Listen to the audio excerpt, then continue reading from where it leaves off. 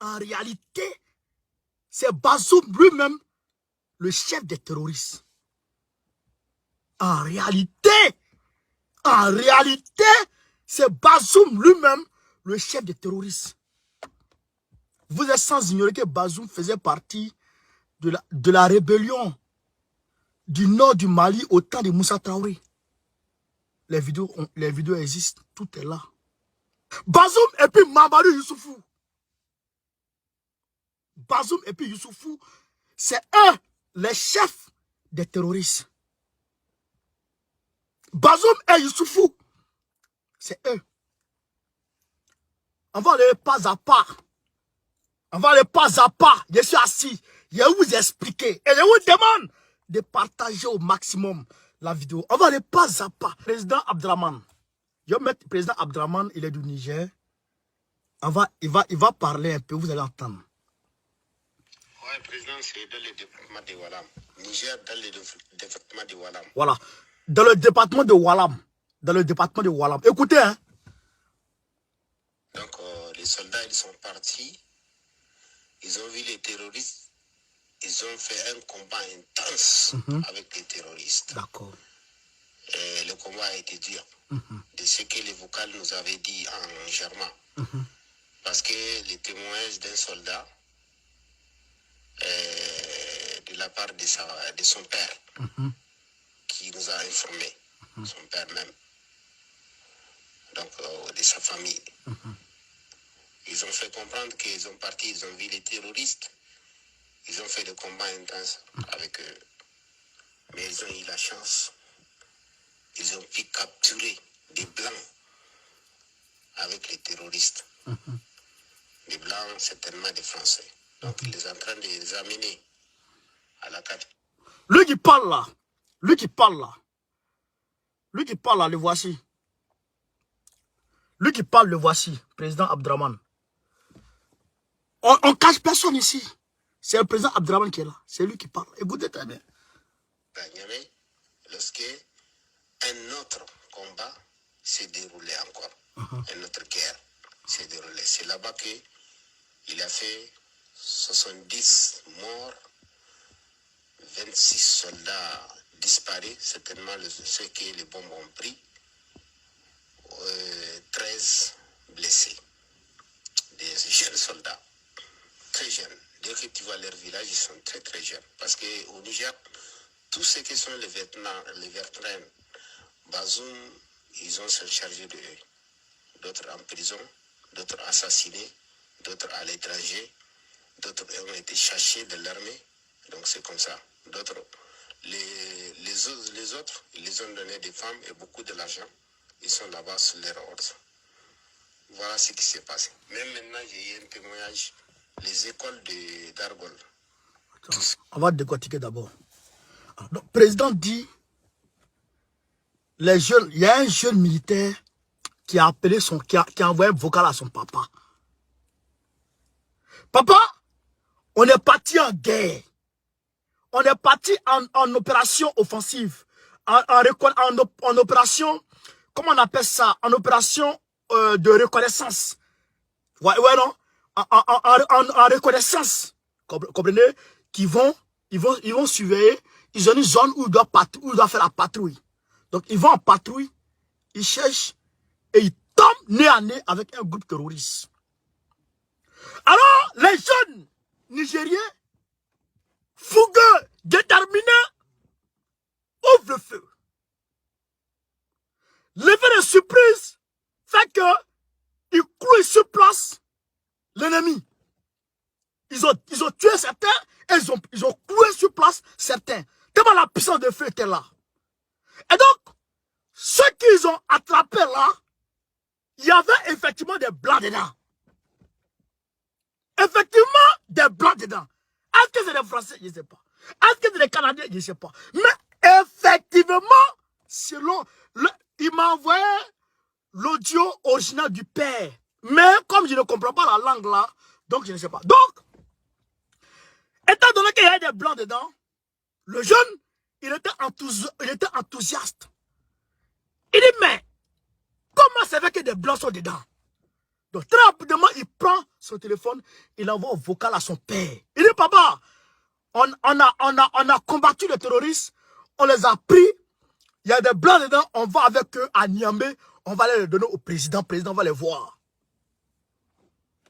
Est-ce que c'est l'audio du jeune qui a été intercepté? Est-ce que les gens ont su qu'ils ont pris les blancs là dans leur progression vers Niamey? Écoutez très bien, hein? Dans leur progression vers Niamey avec leurs prisonniers contenant des blancs, ils tombent nez à nez avec un autre groupe violemment armé.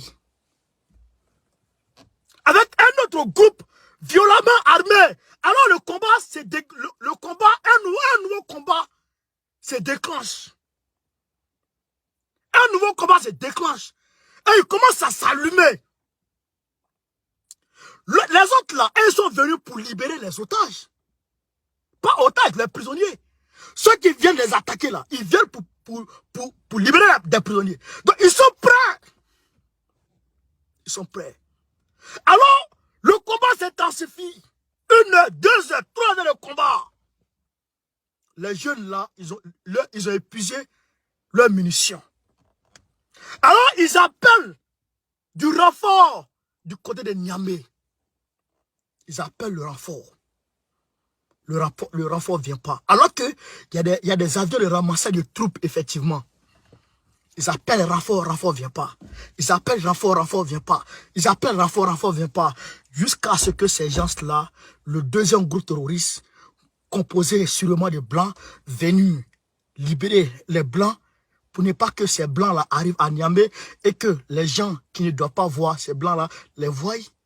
Alors, Bazoum a refusé d'envoyer les renforts.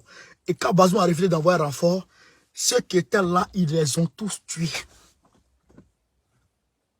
Et ils ont récupéré leurs prisonniers. Et ils sont partis avec leurs prisonniers. 71 morts parmi les jeunes.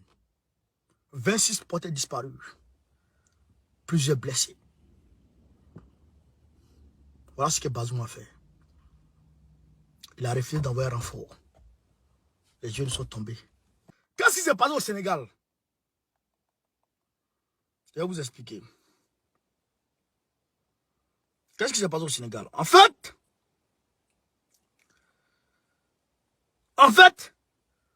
Ousmane Sonko, ce n'est plus le problème du viol de la fille là. Hein. Il a accusé de diffamation. Ils disent qu'il a menti sur quelqu'un. C'est à cause de diffamation là. À cause il a menti sur quelqu'un que les gens sont en train de l'emmerder. Alors qu'il n'a pas menti sur quelqu'un. En réalité.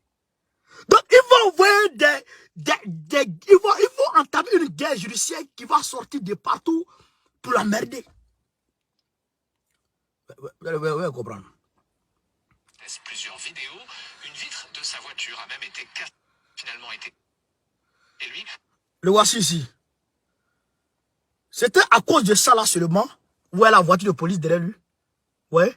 Donc, pour qu'il monte dans la voiture de police, pour le ramener chez lui là. C'est à cause de ça ils ont cassé sa vitre. Et ils l'ont sorti comme un délinquant. Vous voulez me ramener chez moi. Je dis, je ne monte pas dans votre voiture. C'est obligé. Et le service là, c'est forcé. Tu me rends service. Je dis, je ne veux pas de ton service. Pourquoi tu m'obliges? Pourquoi tu m'obliges à prendre ton service? Pourquoi? Non, je ne veux pas de ton service. Ça ne m'arrange pas ton service là. Ça ne m'arrange pas. Je ne veux pas. Mais pourquoi tu m'obliges? Donc, Ousmane Sonko a été obligé de monter dans le véhicule de la police. Et c'est là ils l'ont pris de force pour le faire monter dedans. Pour l'accompagner chez lui à la maison. Frère, voilà la réalité. Je vous demande de faire le maximum de partage. Dans un véhicule de la gendarmerie. Aujourd'hui, vous avez pu constater la violence policière. Écoutez. Et nous allons vraiment vers une situation qui pourrait être dramatique. On n'a plus la liberté d'aller et de venir. Aujourd'hui, concrètement, depuis ce soir, Ousmane Sonko est en vérité en liberté surveillée. Ils ont quadrillé en fait tous les accès vers sa maison. Il ne peut plus sortir, n'est-ce pas? Et pour cela, il n'y a aucune décision de justice. Donc nous sommes entrés maintenant dans un état dictatorial. Pour rappel, Ousmane Sonko comparaissait ce jeudi devant la justice dans une affaire de diffamation qui l'oppose à Mamba Niang, l'actuel ministre du Tourisme. Une affaire dont l'enjeu est hautement politique. Mamba Niang. Diffamation contre Mamba Niang.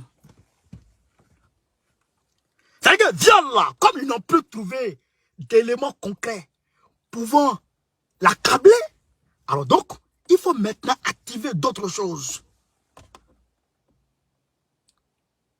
Donc, ils activent cette diffamation-là. Après la diffamation, ils vont passer maintenant à intimidation.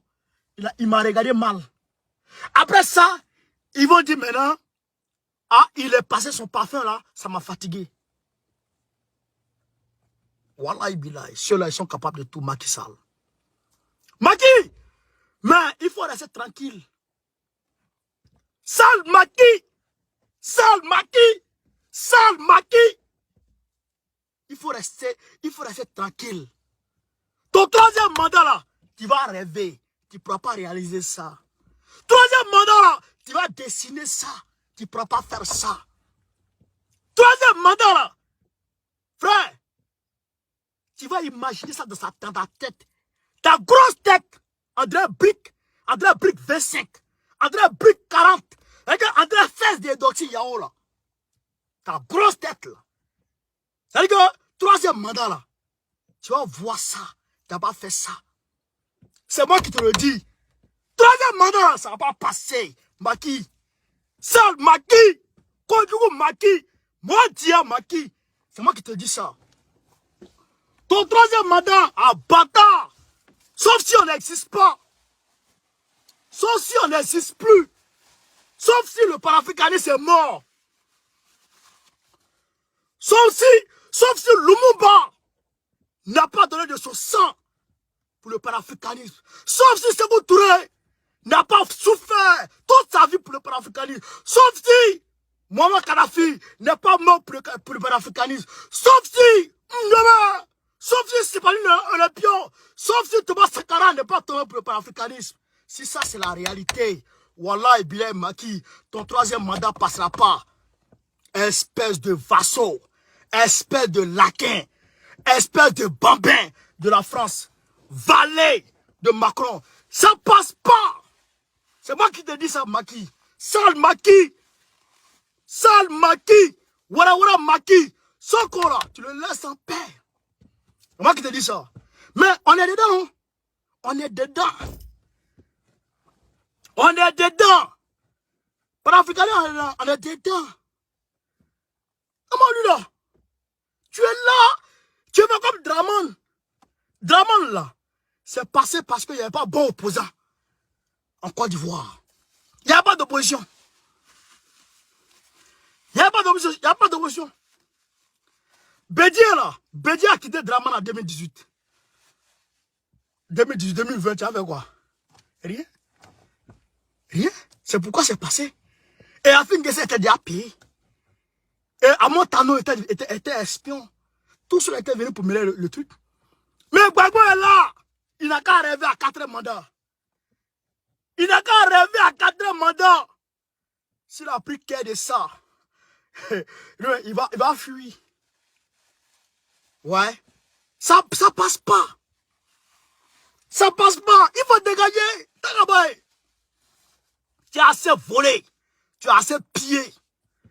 Tu as assez fatigué. Tu as assez torpillé le peuple sénégalais. Alors dégage maintenant. Dégage avec ton problème de diffamation. Dégage maintenant. Dégage. Tu ne vaux rien. Tu es un nulard. 0. 0. 0. Tu ne vaux rien du tout. Dégage.